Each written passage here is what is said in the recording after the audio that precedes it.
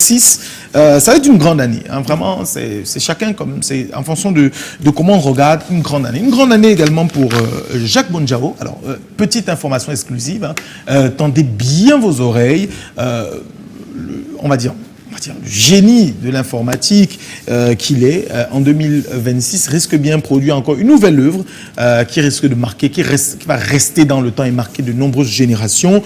On va en parler dans les détails le moment venu. Sachez juste qu'il est en train de préparer ou bien de finaliser la venue donc, d'une nouvelle œuvre en 2026. Mais 2026 aussi, et on l'annonce donc déjà pratiquement depuis le début de l'année, ce sera donc l'année du centenaire de la naissance de Joseph Bonjao, son géniteur. Et je trouve l'idée géniale de ne pas célébrer la mort, ou bien de ne pas faire que commémorer la mort, parce que c'est très souvent ce qu'on fait quand on a perdu quelqu'un de cher, on se souvient toujours précisément de son décès. Parce que c'est un héritage qu'il a légué en même temps. Oui, bon, je veux dire que c'est dommage, c'est une tradition de se souvenir du décès, c'est-à-dire que...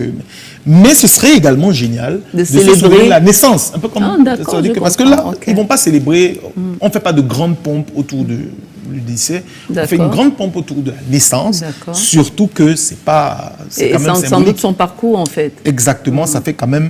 ça va faire en 2026 100 ans qu'il est né, donc il aurait eu 100 ans s'il était encore vivant, et il a donc 100 ans dans l'esprit des gens, puisqu'il reste vivant dans les cœurs, et dans le cœur et dans l'esprit de sa riche et grande descendance. Et parmi donc sa riche et grande descendance, il faut compter le docteur Eleneor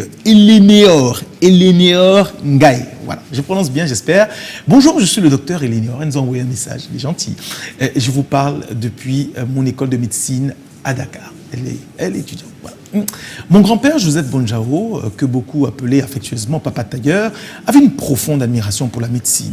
Il parlait souvent avec respect et tendresse de notre médecin de famille, le docteur Zola. Et rêvait un jour de voir un de ses enfants ou petits-enfants embrasser cette noble profession. Ce rêve, j'ai eu la chance et l'honneur de le réaliser. Chaque fois que je porte cette blouse, je pense à lui, à ses valeurs, à son courage, à son amour pour le travail bien fait.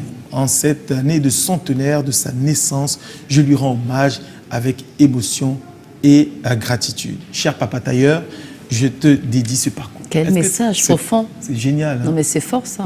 On dit aux gens à coucher. Tu vois, oui, mais c'est et surtout, éduquez-les bien. Donnez-leur une bonne éducation. Voilà, permettez-leur d'aller le plus loin possible à l'école, parce qu'il y a toujours une différence, voyez-vous. Alors, avant de partir, hein,